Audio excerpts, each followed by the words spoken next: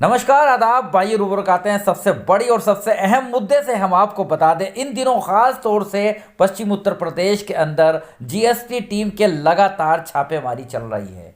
GST को लेकर जैसे ही ये टीम पहुंचती है, जांच करती है, तो ना जाने कहां से खबर लग जाती है उन दुकानदारों को, और जीएसटी की टीम को देखते ही भागने लगे हैं। बाजार बंद हो रहे हैं, दुकानें बंद हो रही हैं। आखिर वजह क्या? क्या सब लोग चोर हैं?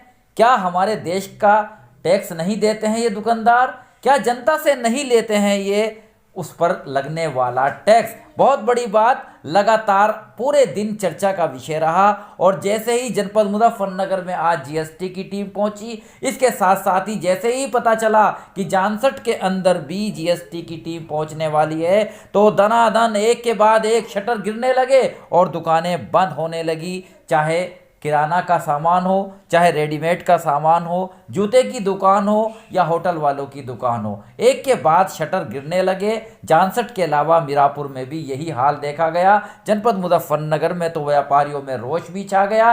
कई जगह जीएसटी के अधिकारियों ने जांच भी की है और उसके बाद भगदड़ भी मची, ग्राहकों को परेशानी भी हुई। लेकिन सबसे बड़ा मुद्दा आखिर जीएसटी क्या है? आइए आज हम बताएंगे आपको जीएसटी क्या होती है। जीएसटी यानी कि गुड एंड सेल टैक्स, वस्तु एवं सेवा कर, जो भारत सरकार यानी कि केंद्र सरकार की एक अप्रत्यक्ष कर व्यवस्था है। 1 जुलाई 2017 से ये लागू होनी है। व्यापार को आसान बनाने के उद्देश्य से इस योजना को बनाया गया था।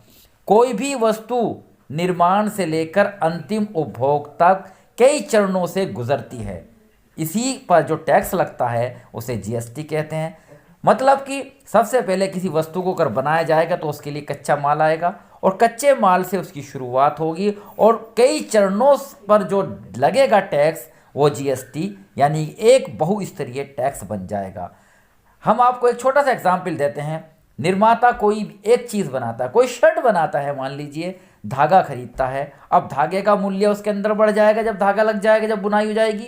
इसके बाद जो शर्ट में दूसरा काम होगा, उसके अंदर बटन लगाए जाएंगे, उस पर प्रेस की जाएगी या उसकी पैकिंग की जाएगी, उसका मूल्य और बढ़ जाएगा। इसके बाद वो रिटेलर के पास जाएगा, फिर उस पर जो टैक्स लगेगा वो और बढ़ जाएगा। और इसके बाद वो जो शर्ट 100 रुपये की थी उसकी कीमत 214 या 215 रुपये तक आ जाएगी। और ये कर इस पर लगाया जाएगा जिसे जीएसटी कर कहते हैं। आधा कर स्टेट गवर्नमेंट को जाएगा और आधा केंद्र सरकार को जाएगा। इस तरह की ये योजना थी। लेकिन सबसे बड़ी बात, जीएसटी के लिए क्यों आखिर भागते हैं लोग और जीएसटी किसके लिए है? हम आपको बता दें कि जीएसटी से घबराने वाले आम छोटे दुकानदारों को घबराने की कोई भी ज़रूरत नहीं है, क्योंकि सबसे बड़ी बात यह है कि इसे सिर्फ वित्तीय वर्ष में कारोबार के लिए, आम के कारोबार के लिए इसकी सीमा 20 लाख रुपए और कुछ मामलों में 40 लाख रुपए से अधिक होने पर ही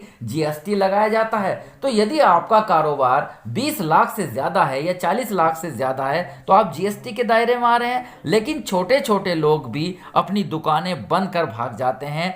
लेकिन क्या वो टैक्स नहीं दे रहे हैं? क्योंकि जो उन पर टैक्स लगता है उस टैक्स को तो उनको देना ही होगा। चलिए हम आपको बता दें, यदि आपने टैक्स नहीं देंगे तो बस सबसे बड़ी बात है कि आपको क्या दंड मिलेगा। यदि आपने जीएसटी का रजिस्ट्रेशन नहीं कराया है तो आप एक अपराधी होंगे, कर बचाने वाले होंगे, कर का भुगतान नहीं करने वाले होंगे।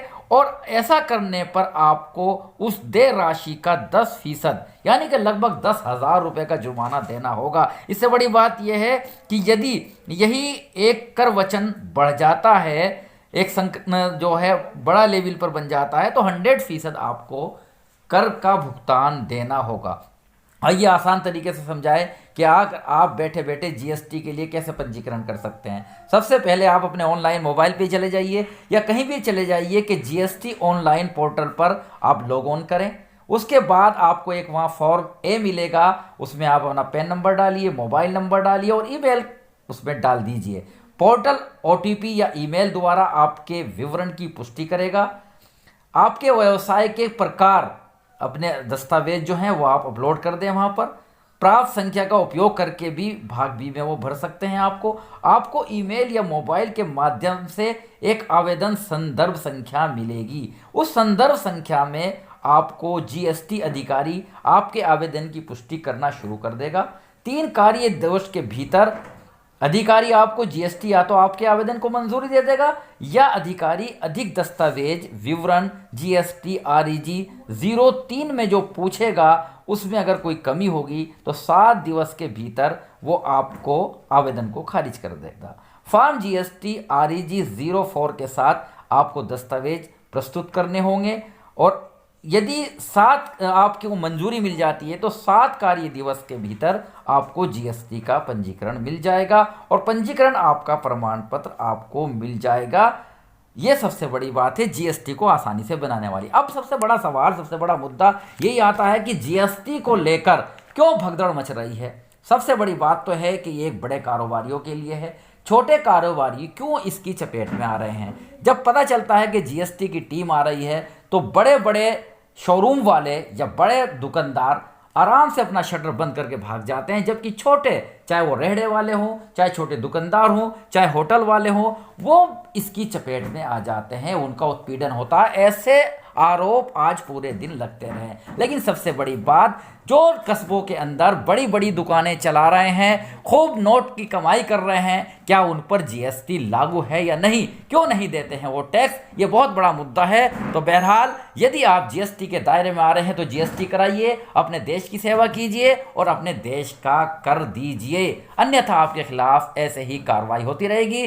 बने रहेगा मेरे साथ। आरिफ शेष महली, चीफ एडिटर बार और bench and news in today, Lucknow, Muzaffarnagar.